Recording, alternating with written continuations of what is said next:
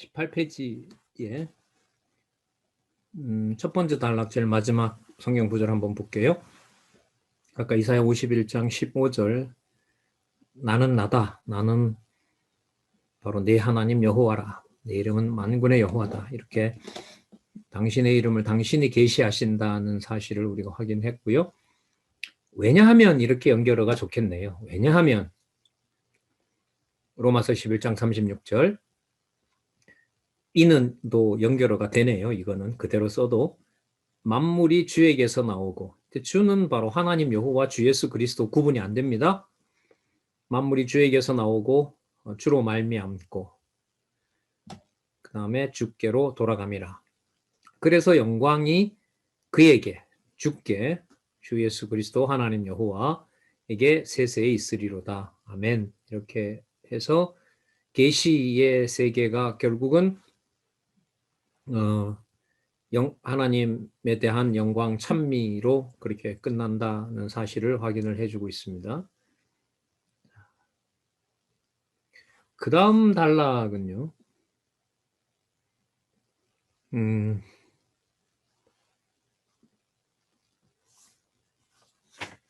구약과 신약의 주제가 여러분 뭐였죠? 여호와 계시였죠. 여호와 계시인데 그걸 더 풀면 구약은 여호와의 그리스도냐? 신약은 여호와의 그리스도 성취. 그 18페이지 제일 밑에 줄에 있습니다. 그러면 구약 전체든 또 신약 전체든 간에 언약과 성취 섭리의 관계로 본다면은, 자, 먼저 고린도전서 15장 45절을 한번 볼게요. 거기 구약을 넣고 있죠, 사실. 고린도전서 그 15장 45절 앞에 보면 구약이라고 나와 있죠. 네. 구약. 그 다음에 뭐가 나옵니까? 고린도전서 15장 45절이 나오고요. 그 다음에 신약이 나와요. 그러면 고린도전서 15장 45절이 뭐와 뭐를 연결한다는 의미가 되나요? 구약과 신약을 연결한다는 의미인 거죠. 그 글은 어쩔 수가 없어요. 이렇게 표현하면 글은 그렇게 설명을 해야만 돼요. 그러니까 글은 자기가 책임질 수 있는 것만 쓸 수밖에 없는 거죠. 이렇게 보면. 그러면 도대체 고린도전서 15장 45절이 무엇이기 때문에 성경 전체의 핵심 주제가 여호와 계시이고, 그 계시 방법은 역사 섭리 찬양 예언을 통한 것이고, 이걸 메시아가 이루시느냐. 자, 고린도전서 15장 45절에 보시면 기록된 바 첫 사람 아담은 산영이었고요. 산영이 되었담과 같이 마지막 아담은 어떤 영이냐면 살려주는 영입니다. 그 처음에 만들었던 영이잖아요. 생기를 불어넣어서 산영이 된 거죠. 그 말은 하나님께서 살려놓은 거잖아요. 그러니까 첫 아담은 창조주예요? 창조주가 아니에요? 창조주가 아니죠. 거기는 피조물에 불과하다라는 겁니다. 그러면 그 아담을 통해서 산영을 만들어준 이유가 어디에 있냐 하면, 장차 마지막 아담으로 올 그 메시아가, 하나님의 아들로 오실 메시아가 어떤 영으로 오신다는 겁니까? 살려주는 영으로 이 땅에 오신다는 것을 보여줍니다. 그러면 여러분 어떻게 되죠? 이 땅에 오신 분인데, 아담처럼 이 땅에 왔는데, 그가 하나님이 그냥 만들어 놓은, 태어나게 했던 그냥 무조건 수동적이고 피동적인 존재가 아니라 어떤 영으로 온다는 거예요? 살려주는 영이 온다는 거예요. 살려주는 영이 된다는 말은 누가 된다는 얘기예요? 아담을 창조한 분이 되는 거예요. 그러니까 첫 아담을 누가 창조한 게 되냐 하면 마지막 아담이 창조한 경우가 되는 거예요. 그러니까 창조주의 창조 능력을 그대로 보여서 살리는 영으로, 살려주는 영으로 이 땅에 오신 분이 누구냐면 그리스도인 겁니다. 그러면 구약의 창세기부터 말라기까지는 아담에게 했던 3대 언약이 이스라엘 백성들에게, 그리고 이스라엘 백성들에게 자손 땅 통치 언약이 이루어지고, 그게 그림자로 보면 완성이 됩니까? 다 끝이 납니까? 다 끝이 나잖아요. 그리고 이제 어디로 돌아가죠? 역대기 1장 1절에 아담으로 돌아가죠. 아담으로 돌아간다는 말은 이제 어디에 초점을 맞추는 거냐면 실체에다 초점을 맞추는 거죠. 유한한 실체의 세계, 유한한 실체의 세계에 맞추고, 그 유한한 세계에 누가 오세요? 여러분 아까 우리 성경 본문 구절에 봤잖아요. 누가, 내가 누구다, 내가 거한다, 내가 그 일을 해왔다, 만대부터 내가 명정했다. 전부 주어가 누구였냐 하면 여호와 하나님이셨잖아요. 그런데 살려주는 영이 들어감으로 해서 이 땅에 오신 분이 하나님이신데, 그 일을 누가 하시는 거냐면 예수 그리스도가 하시는 거죠. 살려주는 영으로 이 땅에 오신 경우가 되는 겁니다. 그러면 신약 내용은 어떤 영이 주관하는 전체 그 성취 역사고, 또한 언약과 성취 역사죠. 그리스도가 앞으로 오시기 때문에 우리에게는 언약이고 앞으로 오셔서 성취하시는 거니까 누가 하시는? 그리스도께서 하시는 일입니다. 그럼 그리스도가 하시는 그 일은 살려주는 영으로서 하시는 거기 때문에 그리스도는 누구의 본성을 가진 분이 되죠? 창조주의 본성, 맞습니다. 하나님 여호와의 본성을 가지신 분으로서 이 땅에 오신 거죠. 당신은 피동자거나 수동자가 아닌 거예요. 능동적으로 당신의 모든 것들을 하시는 분으로서 이 땅에 오신 바로 독생하신 하나님이 되는 겁니다. 요한복음 1장 18절에 그 개념이 있잖아요. 독생하신 하나님, 이렇게 돼요. 독생은 세상에 태어난다는 의미인데, 근데 누구 이름을 붙여버려요? 하나님 이름을 붙이는 내용이 요한복음에 나오잖아요. 자, 그래서 고린도전서 5장 15장 45절은 자, 구약과 신약의 단순한 연결이 아니라 신약에 온 그리스도가 누구 이름으로 온 것을 확증한다?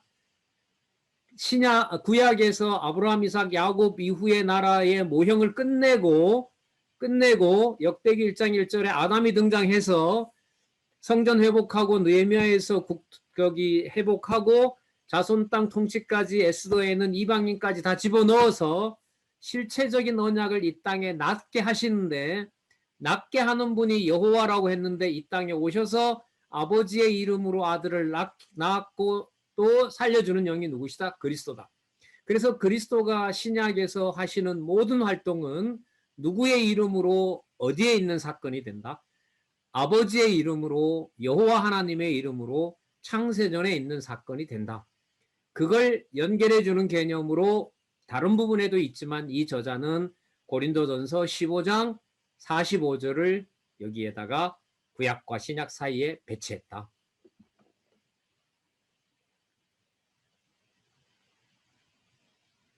그 다음 또 궁금하죠. 이 정도만 해도 이제 이 연결고리가 어느 정도 뭐 강하게 저로서는 두려운 것 같은데, 지금 여기서는 이 놀라운 구분을 하고 있습니다. 성경 계시 목적의 측면에서 보면 성경 계시 목적하고요, 그 밑에 줄에 보면 섭리 의미 측면에서 보면 이걸 나누세요. 나누어서 얘기해요. 계시 목적은 여러분 아까 누구 계시라 그랬죠? 여호와 계시죠. 여호와 계시와 예수 그리스도 계시가 구분이 돼야 안 돼요? 이제는 안 됩니다. 안 돼요. 그리고 언약과 성취라고 얘기했을 때도 여호와만 들어가고 예수만 들어가고 이렇게 되면 안 되는 거예요. 여호와의 그리스도 언약, 여호와의 그리스도 성취. 언약과 성취는 이미 창세전에 확정된 바.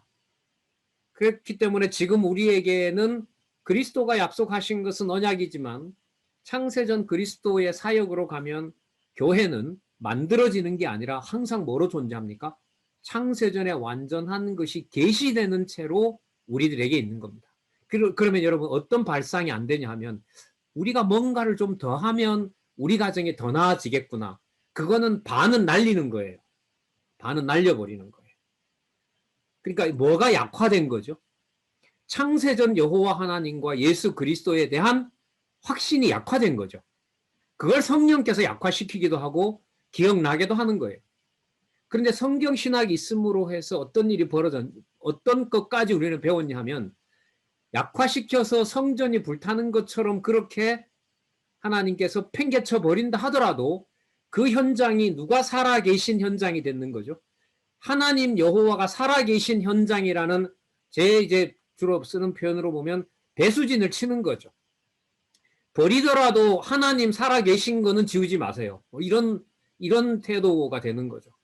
그래서 여러분들과 저에게 주어진 가정교회는 또 함께하는 지체들의 교회는 창세전 개념, 창세전에 존재하시고 완성하신 여호와 하나님 예수 그리스도의 계시의 목적을 꼭 넣고 봐야 된다. 그리고 시간 세계에 살고 있기 때문에 앞으로 주의 자녀는 머리 대신 그리스도의 능력을 반드시 깨닫게 하신다. 왜? 뭐가 목적이니까? 여호와 계시가 목적이니까. 여러분, 여호와 계시가 목적인데 성경에 기록한 그 모습의 여호와를 가르쳐 줘야지. 딴 게 자꾸 있다고 하면 성경 계시가 완성된 거예요? 완성된 게 아니에요? 완성된 게 아니거든요. 그런데 우리는 뭐가 아쉽냐 하면 그 완성된 내용에 대한 성경의 기록 말씀들을 책꽂이 정리는 잘하지만은 관절과 골수에 끼워 넣어줘야 될 성경 말씀의 논리적 구조는 매우 약했던 것이 우리들의 상황인 겁니다. 자, 출애굽기 29장 46절 한번 볼게요. 아까 고린도전서 연결을 보면서요. 아까 두 가지를 일단 나눠 성경 계시 목적, 그 다음에 섭리 목적 이렇게 섭리 의미의 측면 이렇게 나눴는데 출애굽기 29장 46절을 먼저 좀 보면서 또 생각해 보도록 하겠습니다. 그들은 내가 그들의 하나님 여호와로서 그들 중에 거하려고 그들을 애굽 땅에서 인도하여 낸 줄을 알리라. 또 나오죠. 나는 하나님 여호와다.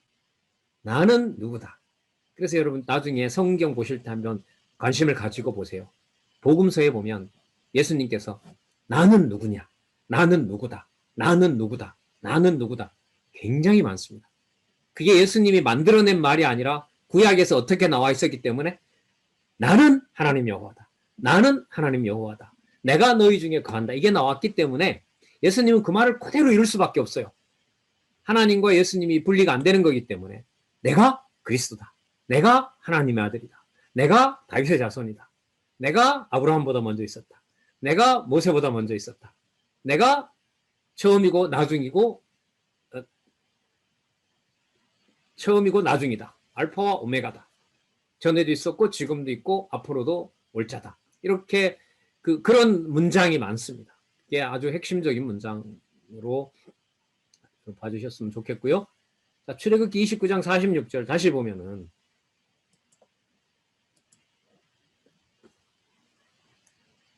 내가 그들의 하나님 여호와로서 그들 중에 거하려고 그들을 애굽 땅에서 인도하여 낸 줄을 알리라. 나는 그들의 하나님 여호와라. 그 다음에 여러분 소개하는 게 사도행전 5장 42절입니다. 잘 보시기 바랍니다. 이게 주어가 누군지. 저희가 날마다 성전에 있든지 집에 있든지 예수는 그리스도라 가르치기와 전도하기를 쉬지 아니하니라. 이걸 성령께서 사도들을 통해서 하신 일로 이렇게 문장이 나와 있지만 이걸 예수님에게로 옮기면 예수님이 누구라고 얘기해요? 나는 그리스도다. 똑같죠 이게? 신기하게 똑같잖아요. 아까 출애굽기 29장 46절의 주어는 누구라고요? 나는 여호와 하나님은. 자, 그 다음에 사도행전 5장 42절의 주어는 누구라고요? 예수가 그리스도로 가르쳤다고 하니까 예수님 버전으로 바꾸면 내가 그리스도다 이렇게 되는 거죠. 그러니까 하나님은 여호와다라고 내가 말하는 것과 아까 사도들처럼 예수가 그리스도라고 말하는 것이 구분이 된다 안 된다? 절대로 안 되는 거예요. 절대로 안 돼요.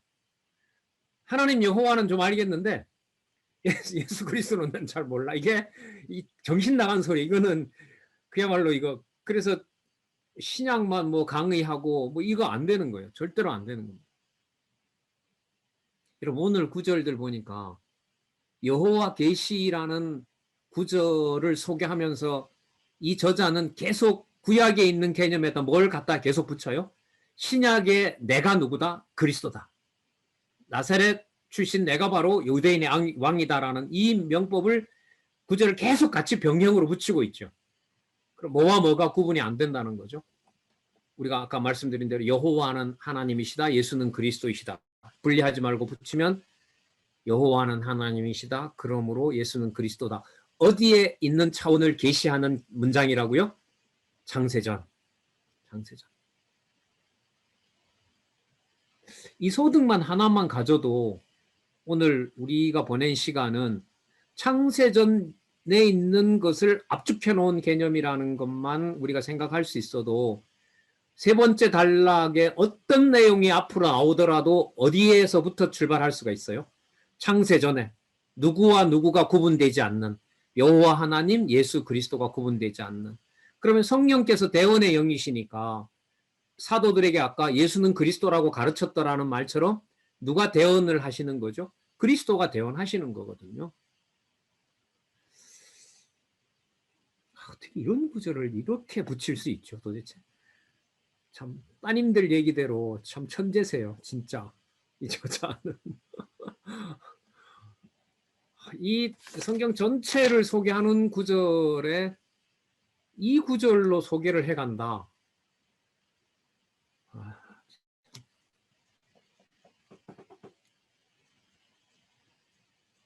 자, 아까 소개했습니다. 18페이지 제일 끝에 구약은 여호와의 그리스도 언약, 신약은 여호와의 그리스도 성취. 우리는 이미 이 개념이 어디에 있는 개념이다? 창세전에 있는 개념이다. 그리고 성경의 주제가 뭐라고요? 여호와 계시이다. 그 계시는 어디에 있는 존재가 꼭 들어간다? 창세전에 있는 존재가 들어간다. 그리고 그리스도는 그걸 어떤 개념으로 자신을 소개했다? 영생으로 소개했다.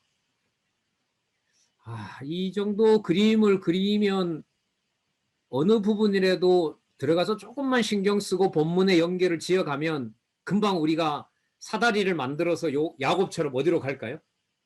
천국 가는 거죠. 천국 가요. 본문 몇 구절의 단계를 지나면 어디에 있는 누구의 존재 계시가 드러나게 되죠. 하늘에 계신 또 하늘에 이루신 일들이 계시되는 일이 벌어집니다. 그리고 이게 성경 강론 전집의 구조입니다. 그리고 성경 개론의 구조입니다. 그리고 서론이 나왔고 앞으로요.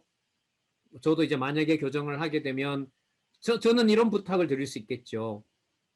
2018년에 나오는 이 개정판과 그 다음에 지난번에 내셨던 진리의 5가지 요건, 논리적 일관성, 구조의 통일성, 주제의 단일성, 의미의 단순성, 구조의 완벽성이 구약 신약과 신약 신약에서 어떤 개념을 통해서 증명하시더라도 그 개념이 부각됐으면 좋겠습니다라고 제가 이해한 수준에서 말씀을 드릴 수 있겠죠. 그리고 단지 책이 나오는 것이 아니라 우리가 그 다음에 무슨 개념으로 뭘 설명해서 여호와 언약을 더 얘기를 할 거지? 이 기대가 생기는 것하고 똑같은 거죠.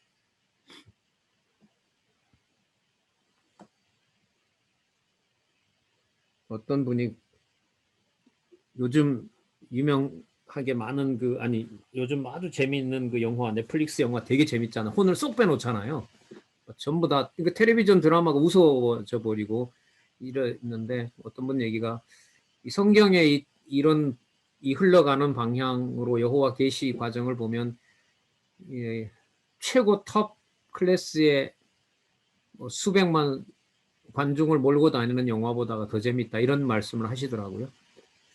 제가 그 말씀에 진짜 공감을 합니다.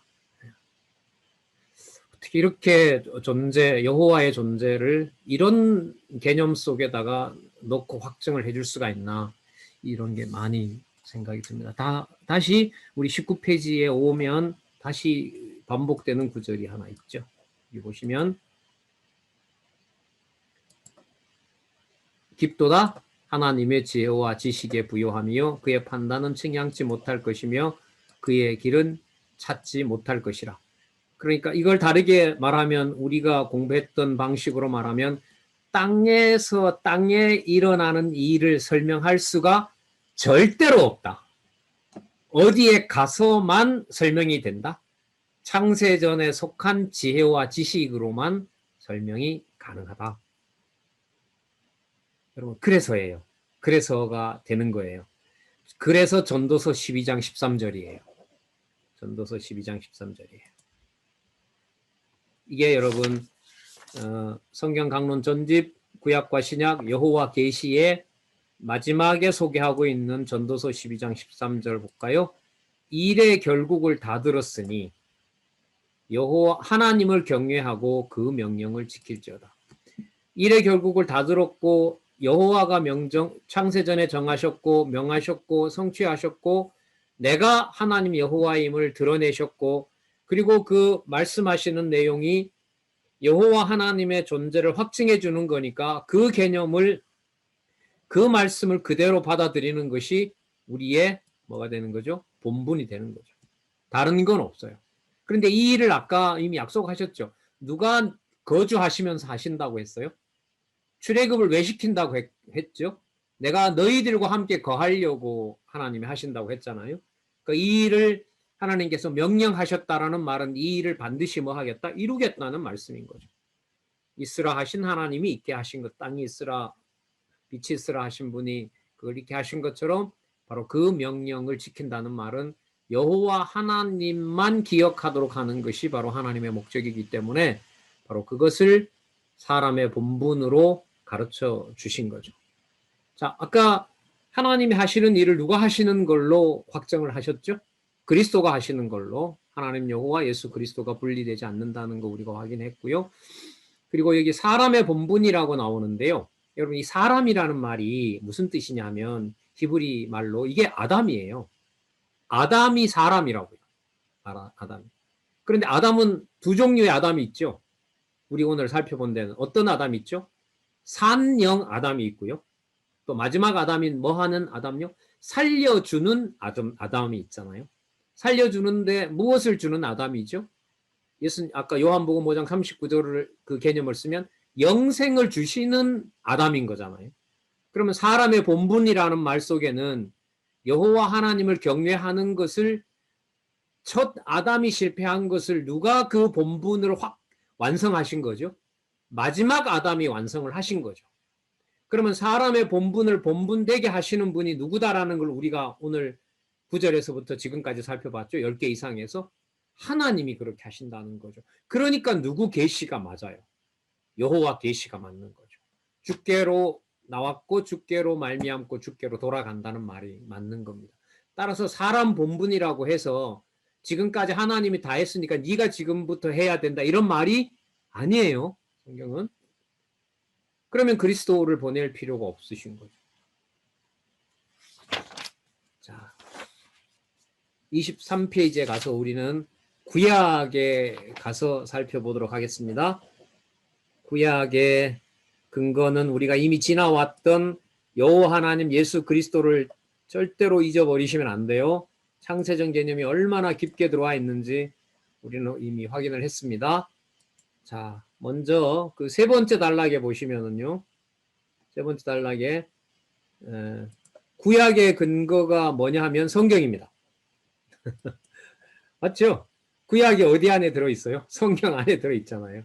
그런데 그 성경 계시라고 할 때 그 성경의 여호와 존재와 관련된 걸 우리가 아까 이미 뭐예요? 다 확인했었죠. 어느 차원으로 데려다 놨어요? 이미 창세전으로 데려다 놨잖아요. 그러면 여기에 성경이라는 근거를 들었을 때 이 성경은 어디에 초점을 둔 성경 이런 말이 되죠? 창세전에 초점을 둔, 창세전에 근거를 둔 성경 이런 말인 겁니다.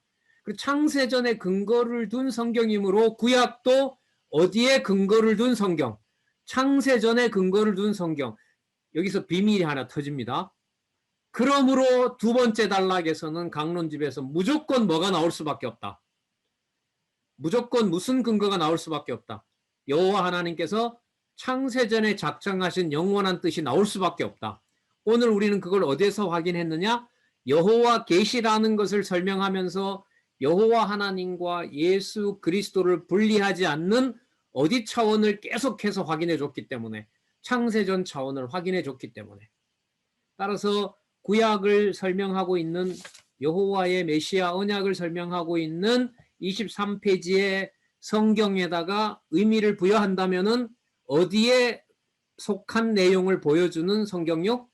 창세전 상황, 창세전 예수 그리스도, 창세전 여호와 하나님의 존재와 능력과 사역을 보여주는 성경, 이렇게 우리가 의미를 부여할 수 있습니다. 앞부분의 내용을 가져와서 붙이면은, 자, 그리고 누가복음 24장 44절에 예수님께서 부활하시고 가시기 전에, 승천하시기 전에 말씀하셨던 내용의 부분을 여기서 이제 소개를 하고 있는데, 24장 44절, 또 이르시되 내가 너희와 함께 있을 때 너희에게 말한 바 모세의 율법과 선지자의 글과 시편에 나를 가리켜 기록된 모든 것이 이루어져야 하리라. 오늘 우리가 확인한 내용으로 보면 예수님의 이 내용은 놀랄 얘기가 아니죠. 왜 그렇죠? 구약을 이미 우리가 어떻게 앞에서 살펴봤기 때문에 여호와 하나님과 예수 그리스도가 분리된다 안 된다? 절대로 안 된다는 걸 살펴봤기 때문에 예수님께서 승천하시기 전에 구약 얘기를 할 수밖에 없어요. 왜? 본인이 하나님 여호와 하나님 아버지와 본인이 하나였다는 사실을 구약에서 얘기하고 있고, 그 구약은 어디에 근거를 두고 있고 창세전에 근거를 두고 있기 때문에 예수님 가시면서 본인 가시는 얘기를 어디에 근거해서 말할 수밖에 없어요? 구약에 근거한다는 말은 어디에 근거를 두는 거죠? 창세전에. 그래서 누가복음 24장 44절은 단지 구약에서 언약한 것을 이루었다라는 차원이 아니라 어디와 연결되어 있는 것이다? 창세전과 연결되어 있는 것이다. 그러면 여러분들과 저에게 내주하시는 성령께서 말씀을 깨닫게 할 때는, 살았고 운동력 있는 말씀으로 각자에게 깨닫게 할 때는 우리를 이 지상에다 두는 것이 아니라 초월시켜서 어디에 속한 신령한 교회를 보여주고 있는 거죠. 창세전에 이미 완성된 그 나라의 백성으로 소개를 하고 있는 겁니다. 그래서 성경 강론집이 지금 두 번째 단락에 창세전 근거를 수없이 반복하는 이유는 기록된 창세기 1장 1절부터 마지막 장 마지막 절까지 그 우리는 한글로 보는 그 문자가 어디를 향하고 있는 문자라는 거죠. 창세전 여호와 하나님의 존재, 영원한 생명으로 가는 그 개념이라는 거예요. 그 성경을 보고 싶은 이유가 지적 어떤 뭐 충족 이건 아닌 것 같아요. 지금으로 봐서는. 어떨 때는 뭔가 이렇게 밀려서 일을 하는 측면에서 뭐 강의도 준비하고 글도 쓸 때가 있지만은요. 그 본질이 뭔가로 가서 본다면은 그 핵심은 바로 창세전으로 가게 돼요. 여러분, 부활하신 그리스도가 하신 마지막 사역이 뭐냐면 마음을 열어 모세의 율법과 선지자의 글과 시편을 풀어주고 간 거죠. 그럼 하늘나라 가서 하시는 일이 뭘까요? 구약에 약속한 대로 그대로 성령께서 이루시는 거죠. 그 핵심이 뭐냐면 실체가 교회인 거고. 그래서 가정에서 교회 개념을 빼면 가정이 우리로서는 설명이 될까요? 안 될까요? 안 되는 거죠. 육신의 몸을 이 땅에 허락해준 공간이 가정이라고 본다면은 그 가정을 창세전 그리스도의 이 실체와 연관을 짓지 않고 어떻게 설명을 하겠어요? 결국 그러니까 가정교회가 소중하지 않았다는 말은요. 지금 우리가 이걸 봤을 때 결국 성경신학을 공부를 하지 않았다는 말이 되는 거예요. 교회의 실체를 안다는 말은 내 가정 중요한 걸 아는 건 아니잖아요. 하나님, 여호와 하나님 예수 그리스도의 창세전 존재 확증의 목적이 있는 거라면, 그렇다면 가정교회를 소중하게 몰랐다는 사실은 여호와 하나님 예수 그리스도라는 이 개념을 단지 성경의 정보로만 우리가 봤다는 면을 돌아볼 수 있고, 창세전 여호와 하나님의 존재와 속성을 계시하셨다는 것하고는 이게 연결이 밀접하게 되지 않았던 거죠. 뭐 누구를 탓할 수는 없어요. 그냥 다행스럽고 이런 것들을 그냥 남에게 전하는 것보다는 이런 것을 확증과 확신을 좀 하면서 좀 전하면은 더 행복하지 않겠냐 이런 생각이 들고 교재가 이걸 우리에게 지금 도와주고 있지 않나 이런 생각이 듭니다. 자, 한번 볼게요. 누가복음 24장 44절. 자, 역사적 사실로 이제 이게 성취되는 내용이다라고 이제 메시아를 통해 성취된다고 하고 있습니다. 그 다음에 하나, 둘, 네 번째 단락은요. 네 번째 단락은 욥기 23장 13절 14절 참 정신 번쩍 나죠. 이게 갑자기 또 무슨 어떤 연결을 짓고자 이 욥기 23장 13절과 14절이 나올까요? 한번 볼게요. 그는 뜻이 일정하시니 누가 능히 돌이킬까? 그 마음에 하고자 하시는 것이면 그것을 행하시나니 그런즉 내게 작정한 일을 이루실 것이다. 이런 일이 그에게 무수하다 이 말이겠죠. 여기에 보시면 13절에 그 마음에 하고자 하시는 것, 14절에 하나님이 뭐라고 하신다는 거죠? 내가 뭐 한 일이다? 작정한 일이다. 작정한 일이라는 걸 우리는 누구 개념을 통해서 살펴봤죠? 여호와 하나님, 예수 그리스도로 이미 다 확인을 한 겁니다. 그래서 존재와 사역이 다 들어가 있습니다.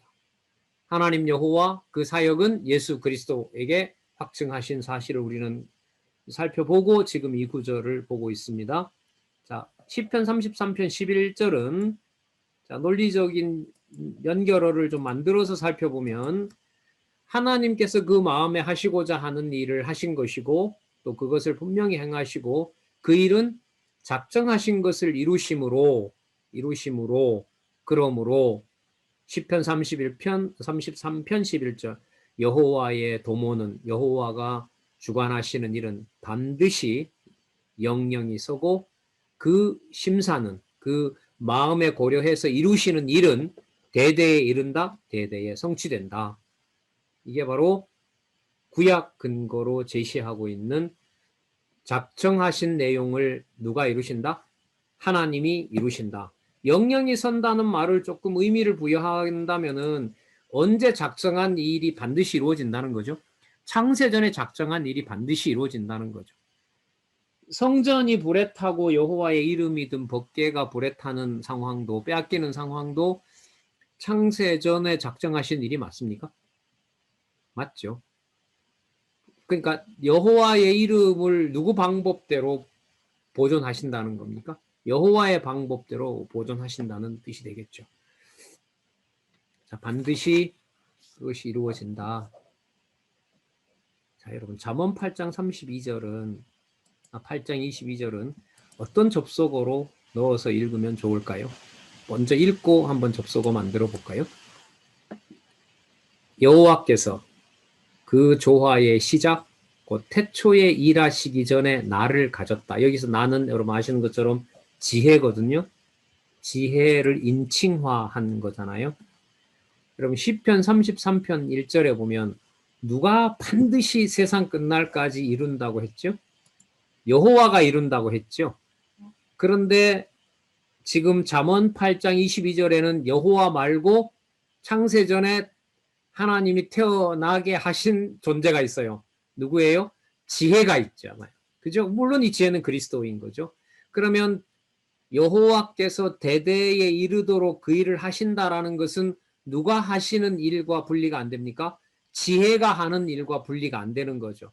그러면 이걸 연결을 짓는다면은 이제 어떻게 되냐 하면 여호와의 도모는 영영이 서고 그 심사가 대대에 이르기 위하여 여호와께서는 조화의 시작, 세상을 만들기 전에 나를 뭐 했다? 가졌다. 지혜를 창세전에 가졌다. 신학에서 이걸 뭐라고 하냐면은요, 영원한 출생이라고 그래요. 신학적인 용어예요. 그러니까 이 세상에 태어나는 게 아니라 내가 너를 낳았다라는 개념이 있잖아요. 시편 2편에 보면 그걸 이제 신학자들은 전통적으로 영원한 출생이라고 얘기를 하는데 그냥 본문에 있는 대로 설명을 하면 조화, 이 세상을 만들기 전에 하나님께서 가졌어요. 아이를 가지신 거죠. 영원한 아들로 가지신 거죠. 예. 자, 그래서 연결어가 되고요. 연결어를 넣어서 연결할 수가 있고요. 그 다음 잠언 19장 21절 잠언 19장 21절 보면은요. 사람의 마음에는 많은 계획이 있어도 오직 여호와의 뜻이 완전히 서리라. 그러면 창세 전에 메시아를 가졌기 때문에 이렇게 되겠네요. 가졌기 때문에 사람의 마음에는 많은 계획이 있어도 오직 여호와의 뜻이 완전히 서리라. 이 말은 세상에 많은 일들이 사람들이 자기가 계획하고 뭘 이루는 것 같지만 오직 뜻이 이루어지는 것은 지혜를 보내서 오직 누구의 뜻이 이루어진다는 걸 알려준다? 여호와의 뜻이 이루어진다는 것을 알려준다. 그렇잖아요. 그리스도가 안 왔으면 이 세상의 모든 일이 여호와께서 정하신 지를 우리가 어떻게 알게 되겠습니까? 오셔서 다 알려주셨고 그걸 기록 보내신 성령이 기록하도록 해주셨기 때문에 우리가 알 수 있는 거죠. 이것도 연결이 됩니다. 이런 것들은. 근데 지금 이 구절들을 이렇게 소개해서 이 구약의 근거를 마련하는 것은요, 참 스릴이 진짜 대단합니다. 이 구절을 요래서 넣었구나. 이걸 우리가 지금 확인하고 있잖아요. 자, 46장 10절을 볼게요. 그러면 여호와의 뜻이 완전히 이루어지리라 봤고요. 이사야 10장 23절을 한번 볼게요. 아까는 여러분 욥 같으면 이제 시가서에 나온 거고요. 지금 같으면 이제 선지서겠죠. 이미 작정되었은즉 주 만군의 여호와께서 온 세계 중에서 끝까지 행하시리라. 시간과 공간을 뛰어넘어서 만군의 여호와라는 말은 여호와의 적극적인 어떤 그 주관자라는 의미가 들어가죠. 만군 이뤘을 때는 전쟁을 수행하고 멸하기도 하고 진노하시고 하는 그런 여호와의 속성이 반영된 개념이니까요. 이미 작정되었은즉 주 만군의 여호와께서 온 세계 중에 끝까지 행하시리라. 이 끝까지 행하시는 것이 아까 예수 그리스도와 분리가 안 된다는 거 우리가 확인했다는 거죠. 자, 그리고 이사야 46장 10절요. 내가 종말을 처음부터 고하며 아직 이루지 아니한 것을 옛적부터 보이고 이르기를 나의 모략이 설 것이니. 아까 이미 나왔죠. 나의 모략이 반드시 선다. 내가 나의 기뻐하는 것을 이루리라 하였노라. 내가 나의 기뻐하는 것을 이루리라 하였노라. 그럼 나중에 예수님께서 그 물에서 세례받고 올라오실 때 하나님이 뭐라고 응답해 버렸죠? 이는 내 사랑하는 아들이요 내가 그를 기뻐한다. 그러면 이 말은 예수님이 하는 모든 일이 뭐가 되는 거죠? 기뻐하는 일을 하시는 거잖아요. 기뻐하시는 일을 한다는 말은 버릴 자 버리고 취할 자 취한다는 말씀인데 바리새인들과 사두개인들을 정죄하고 이방 여인을 오히려 택한 백성이라고 알려주시는 그 모든 일들을 기뻐하는 아들이 누가 기뻐하는 일을 하신다는 의미죠. 여호와 하나님이 기뻐하시는 일을 한다는 뜻이 되잖아요. 그래서 이 구분이 안 돼요. 이게 앞부분에 이제 그 인용했던 부분에서 우리가 확인할 수가 있지만은 또 하나 볼까요? 이제 계시록으로 넘어가네요. 구약 근거를 계시록에서 찾는데요. 또 내게 말씀하시되 이루었도다.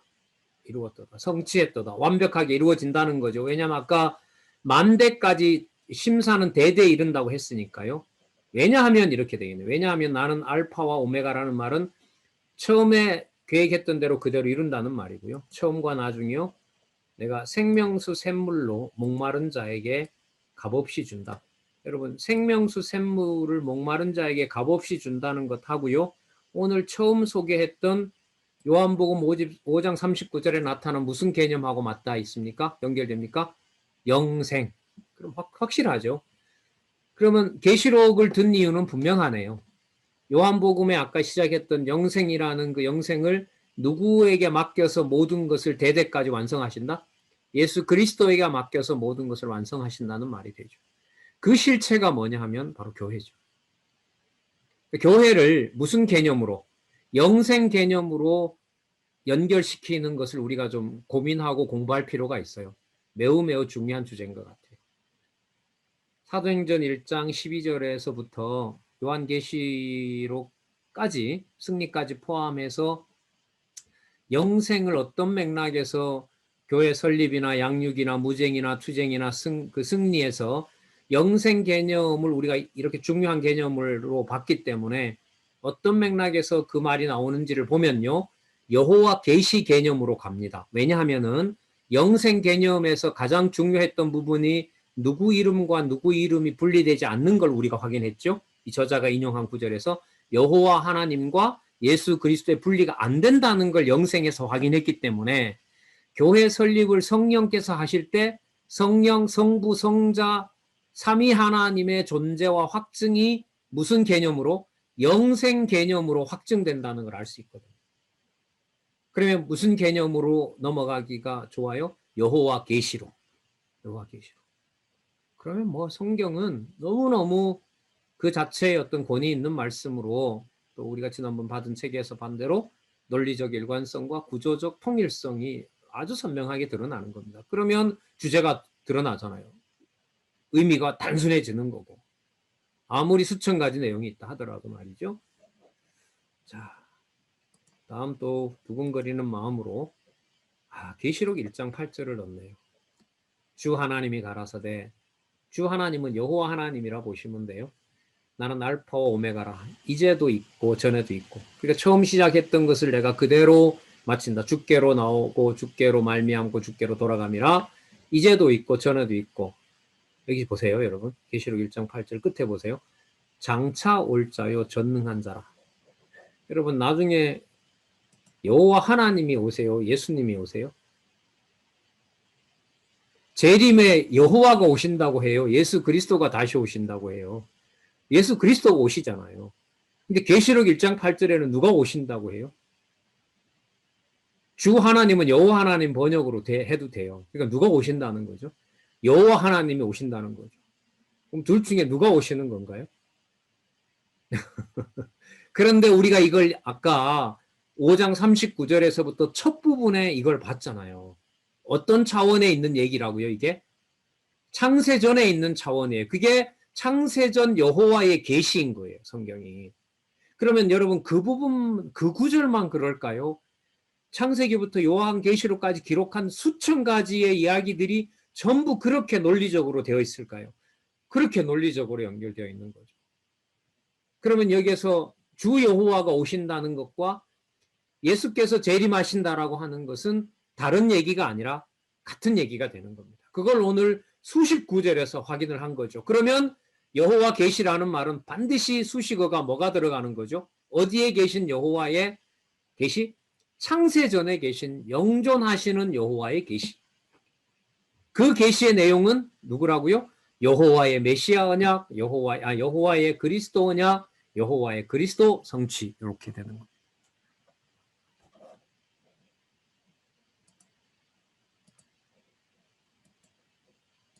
계시록 22장 13절요. 나는 알파와 오메가요, 처음과 나중이요, 시작과 끝이라 확인했고요. 뭐 장차 올 자다, 왜 장차 오느냐? 알파고 오메가이기 때문에. 처음에도 본인이 하셨고 나중에도 하나님 본인이 하셔야 되기 때문에. 그래서 마태복음 6장 10절에 예수께서 나라가 임하옵시고 뜻이 하늘에서 이룬 것 같이 땅에서도 이루어지이다. 누구를 통해서? 나를 통해서. 예수 그리스도 나를 통해서. 그러면 누가 오시는 게 이럴 때는 분명해요. 내가 온다는 게 분명하죠. 내가 온다는 것하고 하나님이 오시는다는 것하고 구분을 절대로 할 수 있다, 절대로 하지 못한다. 절대로 하지 못한다. 그래서 여러분 머리 대신 그리스도가 교회의 지체가 머리 되신다는 말은요. 성부, 성자, 성령 하나님이 교회의 머리 되신다는 거예요. 우리가 오늘 그걸 확인했다고 할 수도 있어요. 가정교회를 세워가시는 과정을 우리가 성경을 통해서 조명을 하면 누구를 다 볼 수 있다는 말도 될까요? 성부, 성자, 성령 하나님의 존재가 다 들어온다는 말도 돼요. 여러분 말씀 전하는 거 누가 하시죠? 내주하시는 성령께서 하시잖아요. 내주하시는 성령께서 만듭니까? 예수님 약속한 것만 하십니까? 예수님이 약속한 것만 하시잖아요. 그럼 예수님이 하신 일은 본인이 한 겁니까? 뜻을 창세전에 확정한 것을 이루신 겁니까? 창세전에 확정한 걸 이루시는 거죠. 그러면 말씀을 전하는 누군가를 통해서 자녀에게 복음이 전해진다는 말은 누구 존재가 다 들어올 수밖에 없어요. 성부, 성자, 성령 하나님이 다 들어올 수밖에 없어요. 그래서 겁나는 데예요, 교회가. 몇 마디 말을 들어주고 안 들어주고 이런 데가 아니에요. 참 방송에서 참 그런데 이 교회라는 걸 이렇게 보면 좀 사람 미치게 해요. 인간적으로 말하면 부정적이든 긍정적이든 극과 극을 오가게 하는 거죠. 근데 사실 그게 맞는 게 이스라엘 백성들에게 극과 극이라는 게 세워주고 또 전부 뭐 합니까? 다 붕괴시켜 버리잖아요. 황폐화시키잖아요. 그런데 거기서 오직 남는 건 누구 이름이 남아요? 여호와, 장차올 메시아, 우리에게 새롭게 부어줄 영, 성령, 성부, 성자, 성령이 남는 거거든요.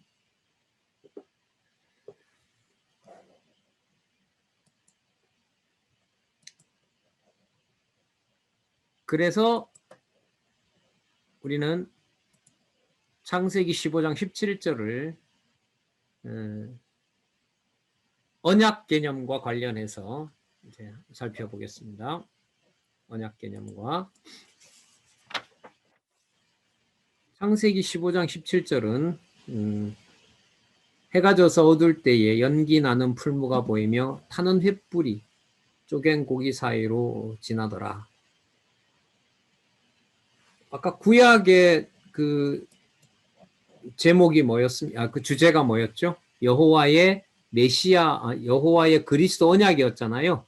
그러면 지금 이 23페이지서부터 25페이지까지 하나, 둘, 셋, 넷, 다섯, 여섯, 일곱, 여덟 단락은 뭘 설명한 거냐 하면 여호와, 메시아, 그 다음에 지금 마지막 단락에 해당하는 이 베리트가 나오는 창세기 15장 17절에 언약을 설명하고 있는 겁니다. 그럼 그 앞에 단락까지 뭐와 뭐는 구분이 되지 않는다? 여호와의 메시아 언약, 여호와와 메시아가 절대로 분리되지 않는다. 그럼 언약이라는 개념에도 누구의 이름과 누구의 이름이 동시에 들어간다는 말이 되죠. 여호와와 메시아 이름이 동시에 들어가는 거예요. 근데 언약 이러면 여러분 우리 솔직히 누구 이름만 자꾸 떠올려요? 여호와 이름이 먼저 가잖아요. 그런데 오늘 보면 먼저 갈 수가 있어요, 없어요? 분리가 돼요, 안 돼요? 절대로 안 되죠. 자, 그러면 여기 보시면 그 이제 아브라함에게 이제 앞으로 어떤 일이 벌어질 것인지 약속하면서 이제 이걸 약속을 해주셨는데, 여러분 언약이라는 말이 어떤 거냐 하면 그 이 짐승 재물을 반으로 나누면서 한쪽은 너 거, 한쪽은 내 거 이러면서 계약하는 거예요. 계약하는 겁니다. 그러니까 한 편은 내가 가지고 가고 한 편은 너가 가지고 간다라고 그걸 계약의 증서로 내는 거거든요. 자, 그런데 재물을 그러니까 이렇게 뭐 다른 건 다 죽여서 했지만 비둘기는 그렇게 하지 않았는데 쫓았더라 이렇게 하는 건데 어쨌든 계약의 성격은 자르고 그걸 통해서 서로가 한쪽씩 가지고 그걸 뭐 하냐면 계약의 증표로 삼는 거거든요. 그런데 여러분 계약을 하나님과 인간이 수평적인 관계로 할까요? 하나님께서 일방적으로 확정하실까요? 하나님이 일방적으로 확정하시는 거죠. 그래서 아브라함처럼 짐승의 배를 갈라놨다고 해서 전부 하나님이 언약을 맺어줘요? 아니잖아요.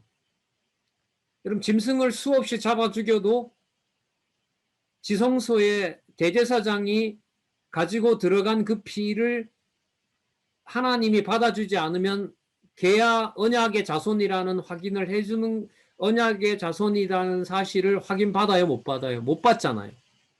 그러면 여기에 이 언약 속에는 오직 누구의 이름을 누가 이룬다라는 말이 들어가 있는 거죠. 여호와의 이름을 여호와가 이룬다는 거죠. 그러면 그 이름에 여호와의 이름으로 지극히 높은 곳에 있는 이름으로 누가 오신 거죠? 그리스도가 오신 거 아니에요.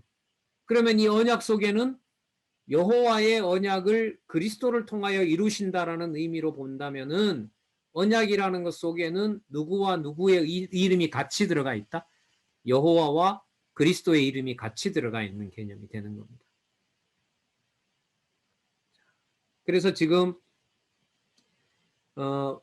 베리트라는 히브리어의 언약 개념을 설명하기 위해서 어원을 밝히기 위한 목적으로만 창세기 15장 17절을 말한 것이 아니라 여호와의 언약은 여호와께서 계시하시고 여호와가 이루어 가시는데 꼭 누구 이름이 동시에 들어와야 된다? 그리스도가 들어와야 된다. 왜냐하면 그리스도가 아버지와 맺었던 언약을 당신이 제물이 되면서 성취하시잖아요. 그럼 그리스도가 그 언약을 성취하셨다는 말은 누가 언약을 세웠고 누가 언약을 이루셔야만 가능하다는 얘기죠. 여호와께서 이렇게 되죠. 그러면 여호와의 계시라는 것이 여호와께서 메시아를 언약하고 메시아를 성취하는 것으로 여호와를 계시했다 이렇게 되는 거예요. 목적은 내가 여호와이니까, 내가 여호와 하나님이니까. 그걸 여호와 하나님의 자기 계시라 그러죠. 우리는 어떻게 말하는 거죠? 그 하나님은 바로 여호와시다. 왜냐하면 그 하나님의 이름으로 온 예수가 그리스도이기 때문에. 다르게 말하면 그 예수가 바로 그리스도이시기 때문에 하늘에 정한 아버지 뜻을 이루었으므로 바로 하나님은 언약대로 이루시는 여호와시다. 그 실체가 오늘 우리에게 시공간에 구체화되어 있는 주의 몸된 교회다. 이렇게 보시면 되죠. 그래서 그 말씀이 교회를 설립하고 말씀이 교회를 보존해 가신다는 거죠. 당신의 방법으로. 그러나 좀 인간적인 얘기입니다만은 그 비밀을 우리가 이 성경신학을 두고도 본문을 쭉 따라가면서 그 말씀의 깊이 속으로 공부를 한 역사는 지금까지 돌아봤을 때 좀 적다. 상당히 적었다. 이 시간에 몰입할 때가 여러분들과 제가 있는 또 저와 같은 세대의 아니면 우리 선배들의 함께하는 말씀운동 한 40년 역사에서 처음부터 보시고 또 중간에 적어도 20년, 30년 지나신 분들에게 주어져 있는 주신 마지막 여호와 계시의 비밀이 지금 확정되고 있는 시간에 여러분들과 저를 두셨다고 생각합니다. 신약 개념은 디아데케라고 하는데요. 이 개념은 따로 성경 근거를 들진 않았네요. 만약에 찾아서 연구하시면 될 것 같고요. 디아데케라는 말은 많이 나옵니다. 이거는 유언이라는 말도 되고요. 그 다음에 협약이라는 말도 되고 제일 마지막 문장에 보면 25페이지예요. 따라서 언약이라는 말은 하나님께서 반드시 나와야죠. 창세전에 정하신 뜻에 따라 인간에게, 아담에게 명령이나 선언의 형식으로 약속하신 말씀이다. 제가 왜 아담이라고 했냐면 이 언약을 누가 이루니까? 살려주는 영인 마지막 아담이 이루니까. 그래서 앞으로 인간 이런 개념 사람 얘기 볼 때는 마지막 아담 예수 그리스도 인사 이 개념을 떠올리시는 것도 공부하시는 데 도움이 된다고 봅니다. 네, 한 4분 지났네요. 오늘 저녁 늦게까지 수고하셨고요. 자, 질문 있으면 하시기 바랍니다.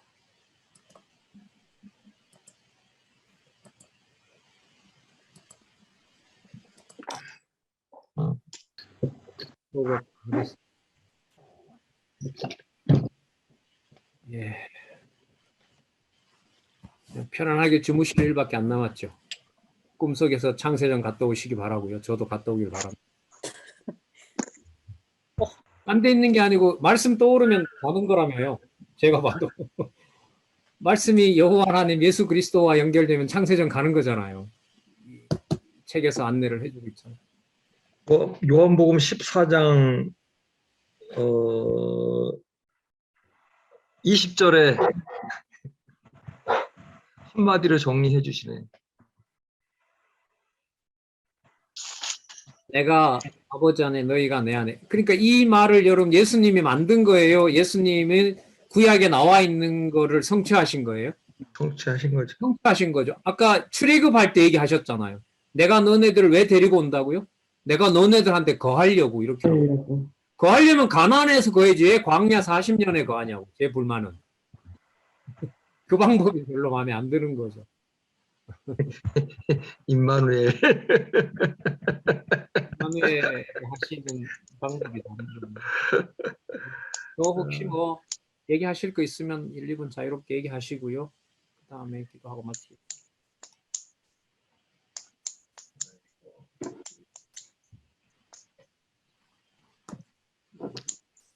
박숙 선생님 잘 계셨어요? 네. 네, 저는 오늘 이 부분을 하면서 이제까지 했던 것보다 더 풍부해졌다고 할까요? 그러니까 한 구절에 그래서- 담겨 있는 게 창세전으로 간다는 걸 저자가 이렇게 역설을 하니까요. 예, 너무 풍성해져가지고 네. 그 떨림이 있어요. 네. 지금 제 안에. 이 선생님 이걸 이제 들으실 때 하고요. 네. 준비하셔가지고 해보면 완전히 또 다릅니다. 진짜 달라요. 저도 이제 들으면서 그걸 고민했거든요. 애들한테 할 때 제가 지금 강사님한테 배우는 부분하고 말로 애들한테 설명할 때는 쉽게 해야 되는데 이게 개념 정리가 저는 알 건 아니잖아요. 한 번 하다 보면 아쉬운 게 생기면 또 뭔가를 준비하거든요. 네, 그러나 전체 오늘 교재가 안내하는 부분은 여호와 하나님 예수 그리스도라는 개념은 반드시 창세전으로 안내해 주기 위한 성령께서 우리에게 준 선물이다. 이거는 선명하거든요. 네. 설명이나 이런 부분들이 이제 뭐 디테일하게 그런 부분이 좀 약할 수는 있어도 가는 방향이 너무나 이 교재가 확정을 해놨기 때문에 네.